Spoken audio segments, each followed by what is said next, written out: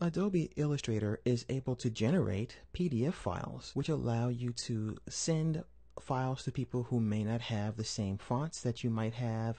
And the beauty of a PDF is that everything is embedded. So you have the same design that you have in Illustrator. You have everything that you created that looks pristine on the other end of whoever receives that PDF.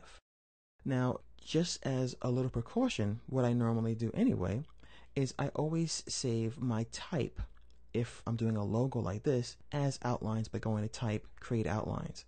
And that way I can just ensure that if the printer or my client doesn't have this font, they won't have a problem with it, because don't forget, when you take type and you create outlines, you snatch it away from being a font and you turn it into lines.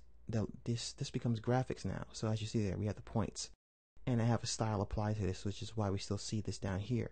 I just have the effect and I have warp arc on here.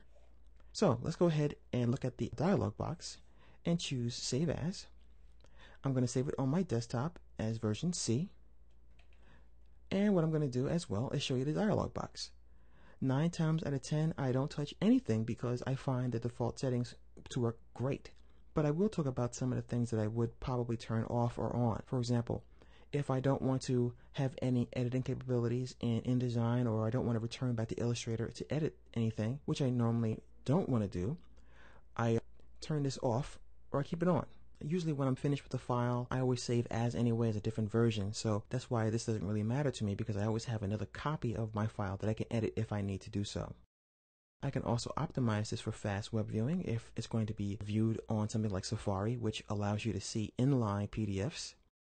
What I can also do is go to compression, so I can determine whether or not to downsample any of the larger images for, easier emailing, so the file's a lot smaller. And I can choose a compression scheme here, such as JPEG, zip, and that kind of thing.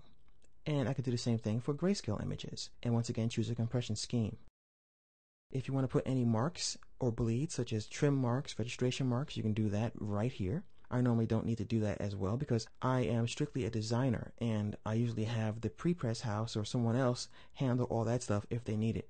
And if they want me to do it, I add it anyway. It's very easy. Just select registration marks and it's put on your file. You have some other output settings here, such as color management. So you have conversions and all kinds of other things. And one more thing I want to talk about is security. If you want to email this to someone, you can require that they open it with a password. So you can, put a password on there, and they'll have to type that password, or they simply will not be able to open that PDF. You can also have permissions attached to it.